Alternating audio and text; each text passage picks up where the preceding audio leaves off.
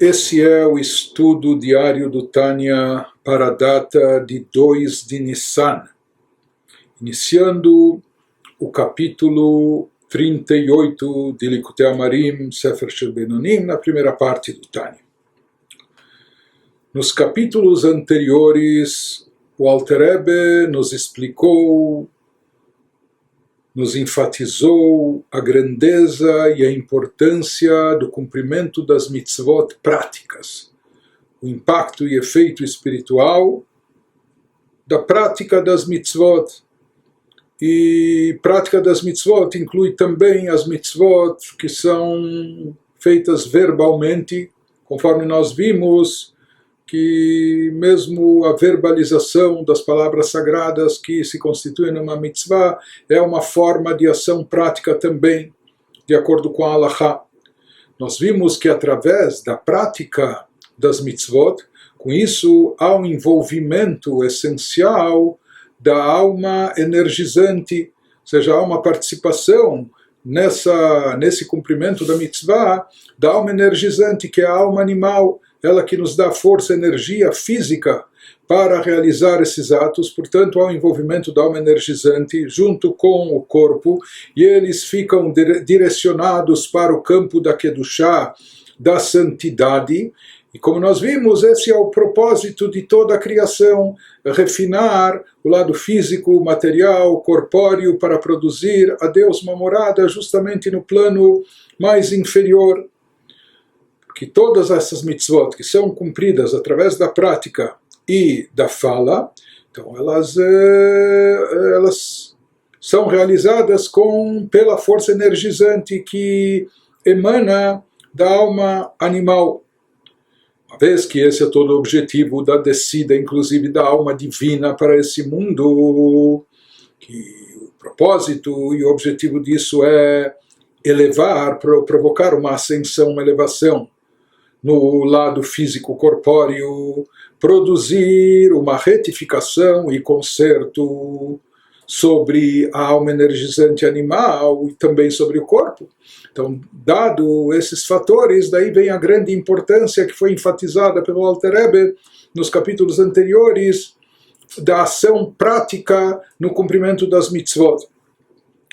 Prossegue o Alter Rebbe nos diz no capítulo 38, Vehine im kol aniskar le'el yuvan heitev, psak halacha arucha betalmud poskim, dehirhur lav kedibur damei. Com tudo que foi exposto acima no capítulo anterior, capítulo 37, podemos compreender melhor a determinação da lei judaica, aquilo que consta no Shulchan Aruch, no nosso código de leis, prescrita no Talmud de códigos de Halachá, o que prescreve a lei, segundo a qual meditação não conta como recitação. Uma série de mitzvot que envolvem a expressão verbal. Não é suficiente, não é bastante que a pessoa faça apenas uma leitura visual, ou que pense e cogite sobre aquele assunto, mas é explicitamente necessário que a pessoa pronuncie as palavras, a pessoa diga, não é? Que se expresse verbalmente. E de acordo com isso, de fato, prescreve a Halachá, Be'im kara kriyat shema b'machshavto belibo levad, bechol koach kavanato, לא יצא ידי חובתו וצריך לחזור ולקרות, וכן בברכת המזון דאורייתא ובשאר ברכות דרבנן ובתפילה.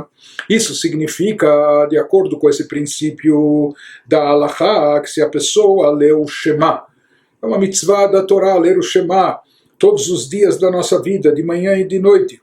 Se a pessoa lê o Shema somente em seu pensamento, sem pronunciar as palavras, sem dizê-las, sem pronunciar as palavras com a boca, mesmo que a pessoa tenha feito essa recitação do Shema com todo o seu poder de concentração, pensando em cada palavra, no sentido de cada um dos termos e todo o conteúdo profundo, a mensagem que isso transmite, mas se a pessoa não pronunciou as palavras verbalmente, ela não cumpriu o requisito básico do mandamento de ler o Shema.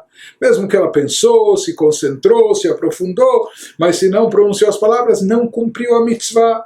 E deve voltar a lê-lo novamente, proferindo as palavras, assim prescreve o Shulchan Aruch. Uma vez que ele não cumpriu ainda a mitzvah, tem que voltar a ler, tornar a ler, pronunciando as palavras, porque somente dessa forma é que se cumpre a mitzvah. E a mesma lei se aplica ao Birkat Hamazon, que é a bênção de graças após a refeição. Quando tivermos uma refeição que está baseada em pão, etc. Então, ao término dela, depois que a gente se fartou, satisfez, faz o Birkat Hamazon, a bênção de graças, que é um preceito bíblico. Essa brachá também é uma mitzvah, é um preceito bíblico. O cumprimento dela envolve uma mitzvah da Torá.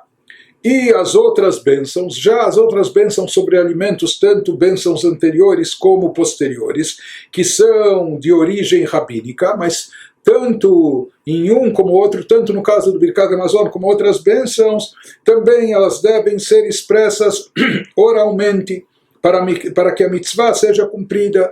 Se a pessoa apenas meditou na bênção, se ela refletiu sobre o Birkat Hamazon, mesmo sobre cada uma das suas palavras, se apenas pensou, mas não disse, não pronunciou, não cumpriu a mitzvah, não cumpriu com sua obrigação. E mais do que isso, ele nos diz, da mesma forma, a oração, a tefilá, a reza, ela precisa ser pronunciada, mesmo a midá, que é lida em voz baixa, mas tem que se balbuciar, ou seja, as palavras têm que se articular nos lábios e pronunciá-las em voz baixinha, mas pronunciando.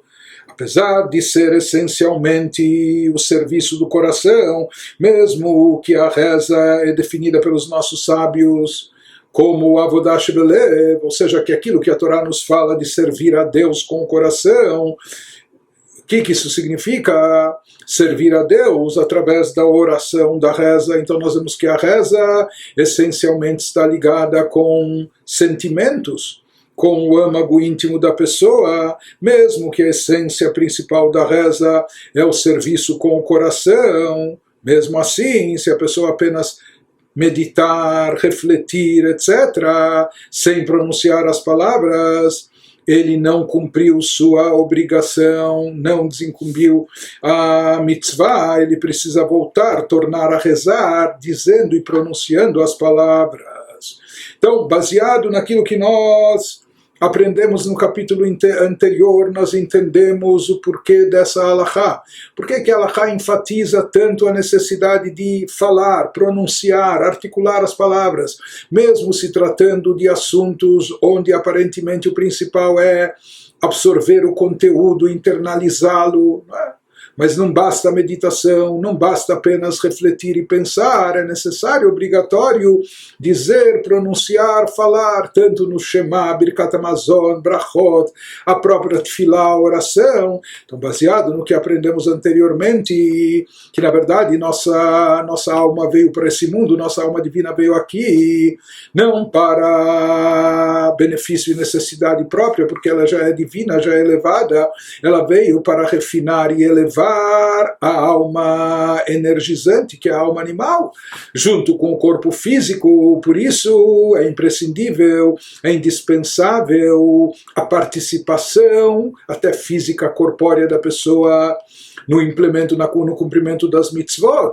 E isso se expressa nessas mitzvot através do movimento dos lábios, da fala, tudo envolvido com a expressão verbal, que isso vai trazer esse envolvimento maior da alma energizante e do corpo, essa participação deles associados ao cumprimento de mitzvot. E esse é o objetivo, o propósito de toda a criação, elevar o plano terrestre o mais inferior para Deus. Então isso está bem alinhado com as conclusões que tiramos e que chegamos a partir do capítulo anterior. Por outro lado, vai nos dizer o Alter Rebbe agora, e vai seguir nos explicando.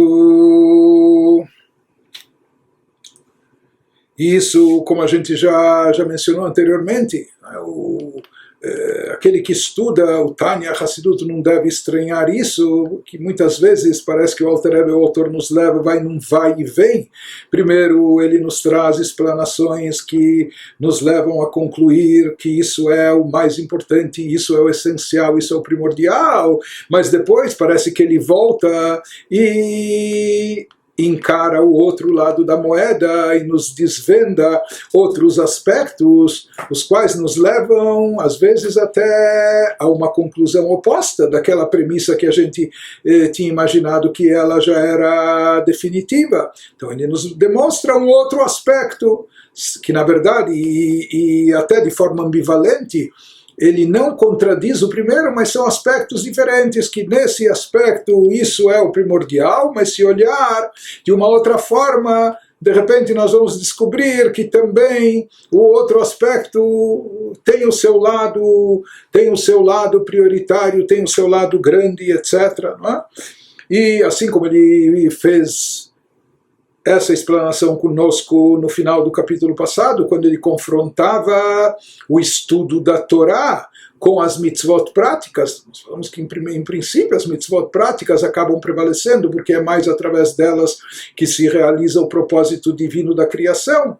Agora, nesse capítulo, o Alter Rebbe vai fazer essa análise comparativa entre o cumprimento prático das mitzvot e a kavaná das mitzvot, atenção ou intenção ou devoção, sentimento na hora de cumprir as mitzvot, como analisando o que é essencial, o que é principal, o que prevalece, o que predomina na prática. Então ele nos diz agora, o Alter Rebbe, ve'im hotzi bisfatav ולא כיוון ליבו, יצא ידי חובתו בדיעבד, ואין צריך לחזור. לבד מפסוק ראשון של קריאת שמע, וברכה ראשונה של תפילת 18, וכידית בריש פרק בית ברכות, עד כאן מצוות כוונה, מכאן ואילך מצוות קריאה. Ainda na sequência da premissa inicial, ele nos fala se a pessoa, de acordo com a Halachá, se a pessoa articulou as palavras do Shema ou da oração, né? Se ele sim articulou. Porque antes nós falamos o contrário, se a pessoa pensou, meditou, refletiu, com muita atenção, devoção, mas não pronunciou, não cumpriu a mitzvah, tem que voltar a ler o Shema, o Birkat Hamazon, etc. Agora o contrário, se a pessoa articulou as palavras, porém ele não estava atento ao que dizia, ela cumpriu os requisitos básicos da mitzvah. Ela falou, o seu pensamento estava divagando em uma série de outras coisas, mas falar, ela falou tudo. Não se concentrou, não prestou atenção no que estava dizendo, mas recitou mecanicamente, ou lendo, ou falando de cor, etc., mas sem se concentrar. É claro que isso não é considerado a forma ideal de cumprimento da mitzvah. O ideal é a pessoa não só falar, mas também prestar atenção no que está dizendo, se concentrar no conteúdo e recitar, seja o Shema, a oração, o Birkat Hamazon, com atenção e com intenção, com devoção. Mas aqui no caso prescreve a Halachá, se a pessoa disse e recitou sem prestar atenção, bedieved, após o fato, se já aconteceu assim, ele é considerado que cumpriu a mitzvah efetivamente e não precisa voltar e repetir o texto. A única exceção disso é em relação ao primeiro versículo do Shema, que proclama a unidade de Deus, que é a declaração básica de fé judaica, a fé no monoteísmo, Shema Israel, Hashem Elokeinu, Hashem Echad, Deus, nosso Deus é um, né? Ou a primeira bênção da Amidah. Hoje em dia a Amidah na prática tem 19 bênçãos. Né? Então a primeira bênção da Amidah, se a pessoa não se concentrar em toda a Amidah, mas pelo menos no início dela, na primeira bênção, é imprescindível a Kavaná, a intenção, a concentração básica, que ele presta atenção sobre, não precisa ser intenções cabalísticas, não é? Ou uma intenção profunda, com uma devoção intensa, mas pelo menos uma atenção básica, prestando atenção sobre o significado das palavras que está dizendo. Então, Nos fala o Tânia que os quais, de acordo com a lei talmúdica, nesse caso precisam ser repetidos se a pessoa não estava atenta ao que dizia no primeiro versículo do Shema e na primeira bênção da Amidah, como consta no Talmud, no segundo capítulo do Tratado Brachot. Lá se fala sobre a mitzvah da leitura do Shema, que até aqui, ou seja, a declaração de fé no primeiro versículo, até aqui a mitzvah requer intenção correta, e daqui em diante a mitzvah consiste simplesmente na leitura das palavras em voz alta. Se a pessoa fez isso de forma simples, sem tanta intenção e concentração, ela cumpriu a mitzvah, desde que a primeira frase, o primeiro versículo do Shema, nesse versículo, ao menos ele teve concentração e manteve a atenção. De qualquer maneira, que nós vemos aqui sobre esse assunto, se a gente questionasse por que não basta só o pensamento na leitura do Shema, na reza, no Birkat Hamazon, por que é obrigatório que haja também a fala, que seja pronunciada, as palavras em viva voz, pela boca? A verdade é que isso não é pergunta. Ou seja, nós não podemos questionar isso. Deus ordenou assim, que isso fosse feito, a maneira disso ser feito não é só no pensamento, e sim na fala. Da mesma forma que Deus nos ordenou certas mitzvot fazer na prática, Deus nos ordenou pegar aquelas 4 plantas em Sukkot e chacoalhá-las. Por que Deus, a gente não pergunta, por que Deus não nos ordenou apenas ficar meditando e refletindo sobre o significado e efeito místico que produz essa mitzvah? Não, Deus nos ordenou fazer na prática. Ou o tefilin, por mais que o tefilin tenha a ver com subjugar os nossos sentimentos, os nossos corações a Deus, subordinar os nossos pensamentos, nosso cérebro a Deus. Então a gente também aqui não questiona, não pergunta por que Deus não ordenou apenas, podia dizer apenas, olha, sabe o que? Passe 5 minutos por dia, toda manhã, meditando e refletindo sobre como você deve canalizar e direcionar todos os teus sentimentos e pensamentos a Deus. Não. Deus nos ordenou essa vontade divina, que a mitzvah fosse cumprida dessa forma. Então, por que Deus nos ordenou falar e pronunciar as palavras do Shema, do Birkat Hamazon, da Tfilah e assim por diante? Então, isso não é um questionamento válido ou legítimo. Sim, Deus nos prescreveu. Porém, a pergunta que poderia se fazer aqui ou a pergunta que talvez mais incomoda, tudo bem, Deus nos ordenou que as palavras fossem pronunciadas, fossem ditas, etc., mas por que, quando elas são meramente ditas, sem qualquer intenção, desprovidas de atenção, por que com isso a pessoa cumpre de fato a mitzvah? Não da forma ideal, mas se já ocorreu assim, pós-fato, é considerado que ele cumpriu a mitzvah. Enquanto que no vice-versa, se a pessoa teve toda a kavaná, teve toda a atenção, toda a intenção, toda a devoção, mas não falou absolutamente, não se fala que ele cumpriu só 50% da mitzvah, 20%, ele não cumpriu nada, não cumpriu sua obrigação e tem que repetir tudo.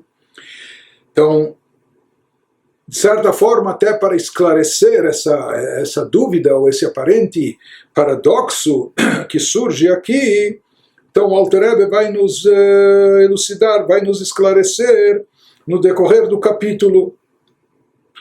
E na realidade, junto com aquilo que foi explicado nos capítulos anteriores, desde o capítulo 35, nós vamos poder elucidar esse tema. Então, esclarecendo isso, nos fala o Alter Rebbe agora, Behainu mishum shaneshama eina tzricha tikun leatzma bamitzvot. רק להמשיך אור, לתקן נפש החיונית והגוף, על ידי אותיות הדיבור שהנפש מדברת בה"א מוצאות הפה, וכן במצוות מעשיות שהנפש עושה בשאר איברי הגוף. Então, nos esclarece o Alter Rebbe que a lei, a halakha, enfatiza a fala, e não o pensamento. Por isso, se a pessoa falou, mesmo que não pensou tanto, cumpriu a obrigação. E, por outro lado, se ele pensou mesmo que profundamente, de forma elevada, mas não falou, não cumpriu a mitzvah. Por que ela enfatiza a fala? Porque a própria alma, a alma divina, não necessita de nenhum reparo, de nenhum conserto. Já estudamos isso anteriormente. A alma divina não veio nesse mundo por necessidade própria ou buscando uma autoelevação, uma retificação de si mesma. Ela não necessita disso. Ou seja, ela não precisa das mitzvot para se purificar, se refinar e se elevar. Então ela não necessita de nenhum reparo por meio das mitzvot. Então qual é o propósito e o efeito das mitzvot sobre a pessoa? Sendo o propósito do cumprimento das mitzvot atrair a luz de Deus a fim de reparar a alma energizante, que é a alma animal. O propósito, o objetivo das mitzvot, o motivo da descida da alma divina para esse mundo, se incorporando no plano físico, etc.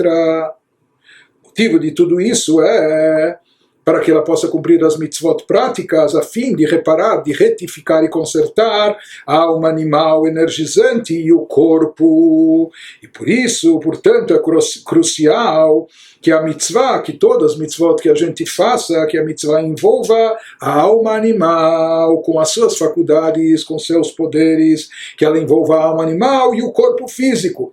Isso acontece nessas mitzvot verbais, por meio das palavras proferidas pela alma, usando os 5 órgãos da fala. Ou seja, aqui há uma participação e atuação, uma energia investida não só da alma divina, mas uma participação ativa do corpo físico e da alma energizante através dos 5 órgãos da fala, que são, seja no momento que a pessoa fala, recita, declara, etc., o Shema, Tfilah, o Birkat Hamazon, então participam dessa mitzvah os 5 órgãos da fala, que são garganta, lábios, palato, língua e dentes. Tudo isso participa na implementação da mitzvah, portanto há uma participação ativa do lado físico e da energia da pessoa que é derivada da sua alma animal. E esse é o propósito não só da descida da alma, mas de toda a criação, elevar o plano físico, corpóreo, terrestre e material para Deus. Então ele nos diz, uma vez que o objetivo consiste em refinar e elevar, alinhar o corpo e a alma energizante com a divindade, e por isso aqui é imprescindível a fala, que a fala é considerado algo prático, o movimento dos lábios, a língua, os dentes, etc. E não basta apenas então somente o pensamento.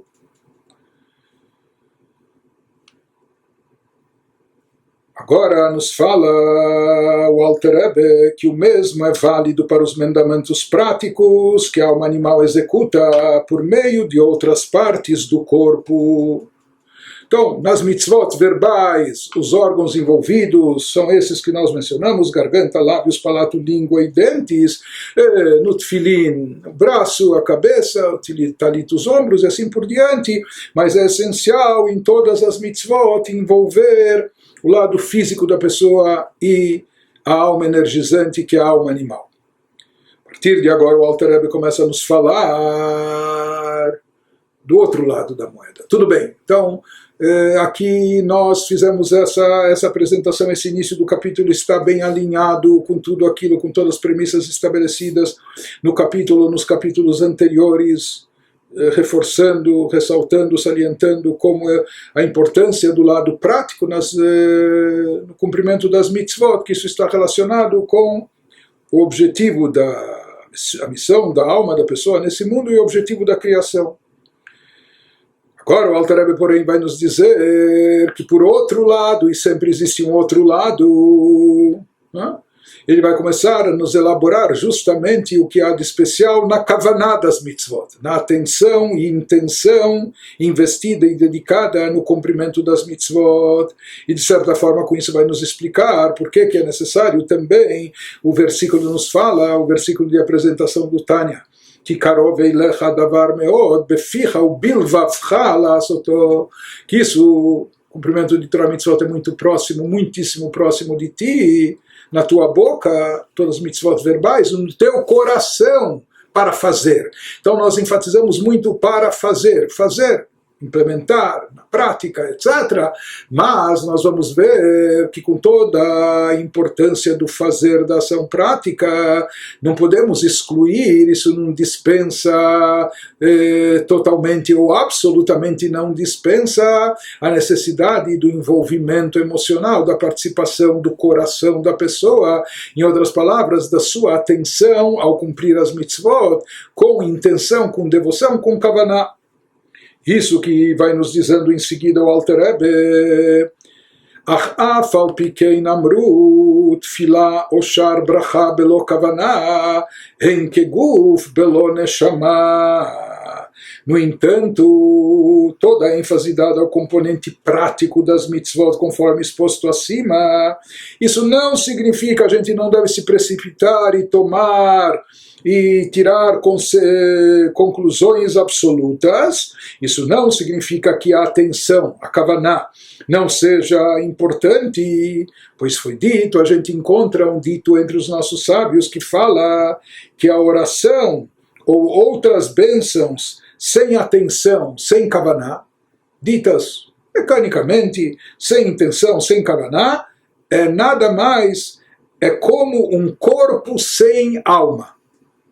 Como um corpo sem alma. Tem um corpo, mas sem alma. Assim também, os nossos mestres, nossos sábios dizem que uma mitzvah realizada, foi realizada, e na prática a pessoa cumpriu sua obrigação, tecnicamente falando, de acordo com o Shulchan Aruch, o código de leis, ele executou na prática, seja dizendo as palavras do Shema, da Amidah, do Birkat Hamazon, ou outra mitzvah que ele cumpra, agindo na prática, fazendo tecnicamente conforme prescrito pela Halachá, ele cumpriu com sua obrigação, na prática realizou a mitzvah, mas os nossos sábios dizem que uma mitzvah feita assim, sem prestar atenção no que a pessoa está fazendo, sem intenção mais elevada, sem qualquer desprovida de qualquer devoção, de qualquer kavanah, é como um corpo sem alma. Então ele nos fala, por mais que nós já vimos que a prática é o principal, e prática envolve também o palavreado, aquilo que a pessoa expressa verbalmente pela sua boca, etc. Mesmo assim, nós vamos ver a seguir que o Alter Rebbe vai nos enfatizar que isso não significa que podemos dispensar a kavanah, a atenção, a intenção, porque se não houver kavanah, se não houver essa atenção mínima, essa intenção no cumprimento das mitzvot, a mitzvah vai ser considerada como um corpo sem alma.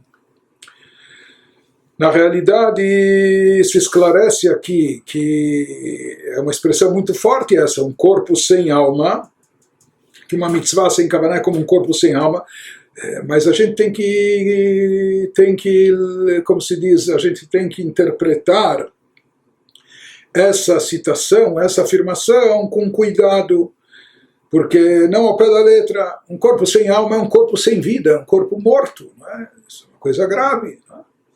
Então, no sentido literal, é gravíssimo um corpo sem alma. Mas aqui a gente não deve traduzir isso no caso da mitzvah sem kavanah, que uma mitzvah sem kavanah é morta, não tem vida nenhuma, não representa nada.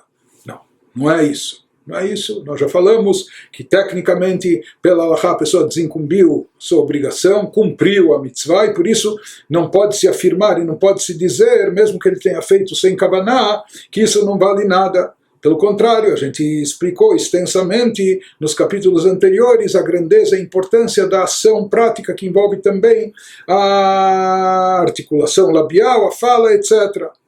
Então, já que a pessoa cumpre, mesmo que bedieved, pós-fato, com esse ato, mesmo desprovido de atenção, a mitzvah, isso não pode ser ignorado, isso não pode ser subestimado. Na realidade, o Alter Rebbe vai nos explicar em seguida, para a gente entender bem o sentido dessa frase, o que representa corpo e o que representa alma em todas as criaturas, e a partir disso, depois, nós vamos entender melhor ao que ele se refere quando aplica essas metáforas sobre as mitzvot, o que representa o corpo da mitzvah e o que representa a alma da mitzvah, e por que uma mitzvah sem kavaná, desprovida de atenção ou intenção, é considerada como um corpo sem alma. Então continua o Alter Rebbe nos dizendo Peirush כי כמו שכל הברואים שבעולם הזה שיש להם גוף ונשמה שהם נפש כל חי ורוח כל בשר איש ונשמת כל אשר רוח חיים באפיו מכל בעלי חיים והשם מחיה את כולם ומהווה אותם מאין ליש תמיד באור וחיות שמשפיע בהם. Traduzindo, então ele está agora nos explicando qual o teor dessa frase, dessa afirmação, que uma mitzvah sem kavaná é como um corpo sem alma. Então ele nos diz, isso quer dizer que, assim como todos os seres criados deste mundo possuem corpo e alma, todos os seres, e estes recebem energia vital divina de fontes distintas. A energia divina que é aplicada, investida sobre o corpo, é de uma fonte diferente, é um tipo de energia diferente e distinta da energia que é investida sobre a alma de cada ser e criatura, que ela é proveniente, derivada de uma outra origem. Da mesma forma, ele vai nos explicar que a execução prática de uma mitzvah, que isso seria como o corpo da mitzvah, e sua kavaná seria a alma da mitzvah, elas também têm, na verdade, existe aqui uma independência e depois uma interdependência. Ou seja, originalmente, cada uma tem uma fonte distinta de energia.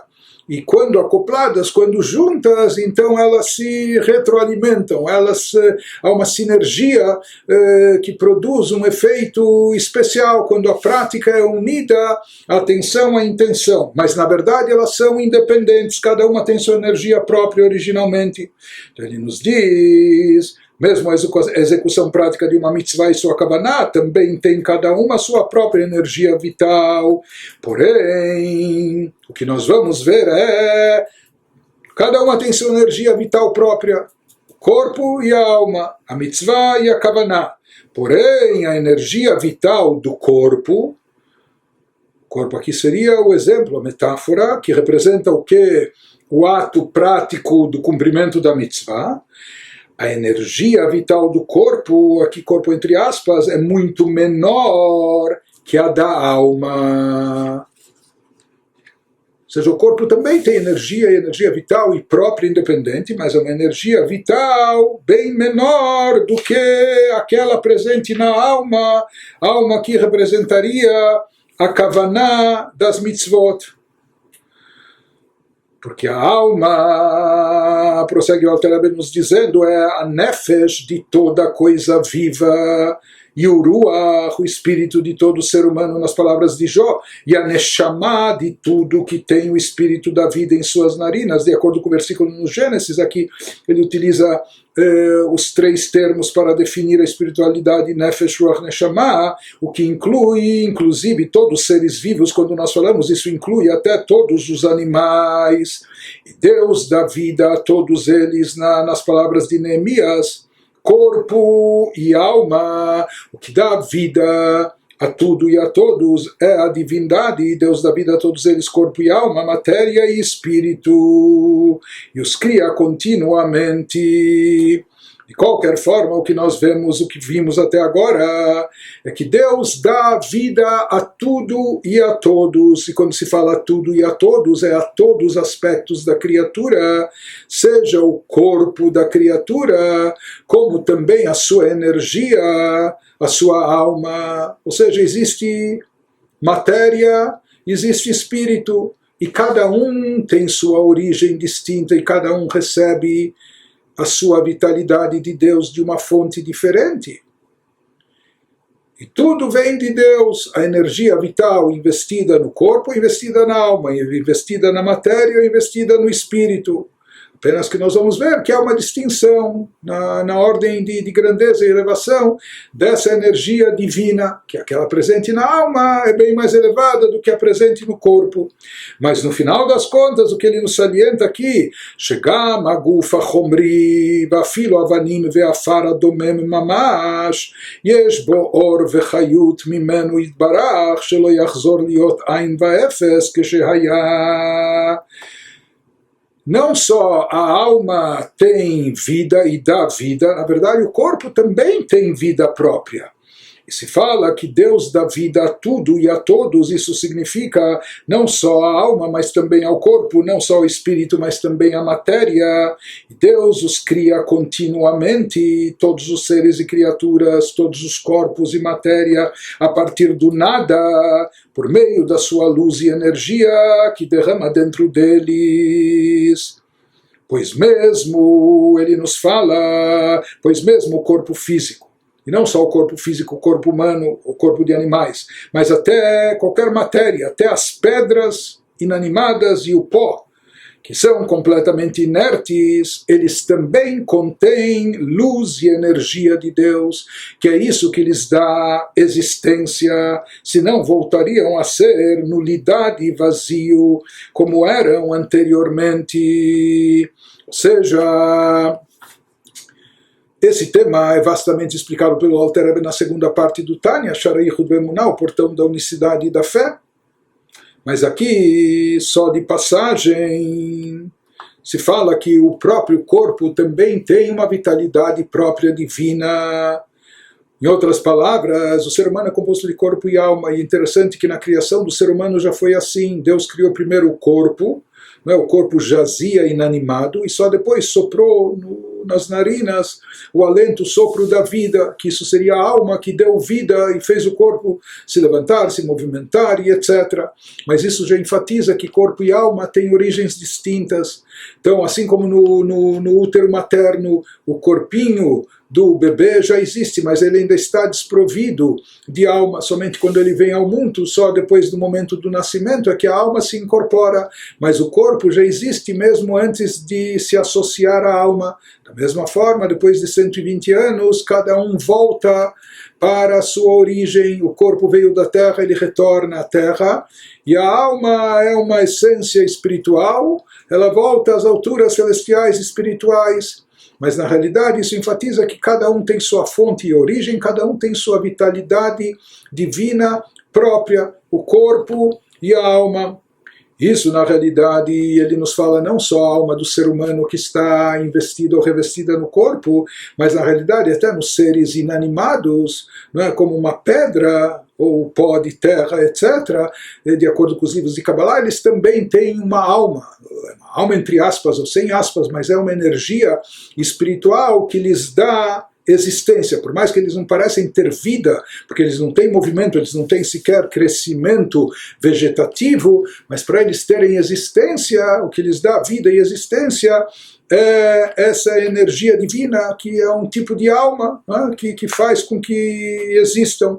E mais do que isso, essa força vital que está investida em todos os seres e criaturas, nos corpos deles, ou mesmo na parte inanimada, isso que mantém as criaturas existentes. Porque caso contrário, se essa energia divina parasse de ser investida nesses seres e criaturas, eles voltariam, não só que se desintegrariam, voltariam ao nada absoluto, deixariam de existir como se nunca tivessem existido, como era antes da criação. Como Alter Rebbe explica que a criação de Deus ex nihilo é diferente do ser humano quando ele dá forma a um objeto, que a matéria-prima já existia, ele pega, por exemplo, o tronco de árvore e faz disso uma cadeira ou uma mesa ou um objeto de arte, mas na realidade ele só deu forma, a matéria-prima já existia. Por isso, assim como a matéria-prima originalmente não necessitava do ser humano para existir, então, por isso, depois que a mesa ficou pronta, ou a cadeira, então o carpinteiro, o obreiro, ele pode ir embora, aquilo não depende dele, porque também não dependia essencialmente antes para a sua existência. Diferente disso, a criação de Deus, que é uma criação ex nihilo, que não existia absolutamente nada, e tudo só passou a existir pela energia divina investida nos seres e criaturas. Então, o que tira essas criaturas do nada, o que faz elas existirem de fato, é única, então, somente a energia divina investida nelas. Se essa energia parar de atuar sobre elas, se for retirada, então imediatamente todos retornam à sua natureza, entre aspas, natureza original, que era a sua condição original, que era o nada, nada absoluto. Portanto, tudo que existe, porque existe, significa que há uma energia divina dando existência a isso. Isso seria, entre aspas, ou por assim dizer, ou chamar, a alma de cada criatura presente até no corpo inanimado. Por isso, até nos elementos inanimados, no reino mineral, né, sem vida, sem crescimento, etc., como diz a Kabbalah, existe uma alma, que isso seria a força, a energia divina presente dentro do ser e da criatura, até no corpo inanimado, fazendo com que ela exista. Portanto, a partir daqui nós vimos que existe energia divina não somente na alma, presente não somente na alma, mas também no corpo. Mas, se formos comparar, continua o Alter Rebbe nos diz, ואף על פי כן, אין ערך ודמיון כלל בין בחינת אור וחיות המאיר בגוף לגבי בחינת אור וחיות המאיר בנשמה שהיא נפש כל חי. Contudo, simplesmente não há nenhuma semelhança, não há nem ponto de referência e comparação, não há nenhuma semelhança nem comparação entre a luz e a energia divina que brilha no corpo, que dá existência ao corpo, mas não existe nenhuma comparação com a luz e a energia divina que brilha na alma, que é muito mais elevada, muito mais intensa, visto que a alma é manifestamente viva. Na alma nós percebemos e vemos a vida, a energia, etc., aquilo que é chamado nefesh de toda coisa viva, seja a energia presente em toda coisa viva. Portanto, por mais que até no corpo e na matéria esteja presente, haja uma energia divina, e tem que haver, porque senão a matéria não existiria, voltaria ao nada, mas sem dúvida alguma, ele afirma, o Alter Rebbe nos diz que a energia divina presente na alma, no espírito, é muito mais elevada do que aquela presente na matéria e no corpo.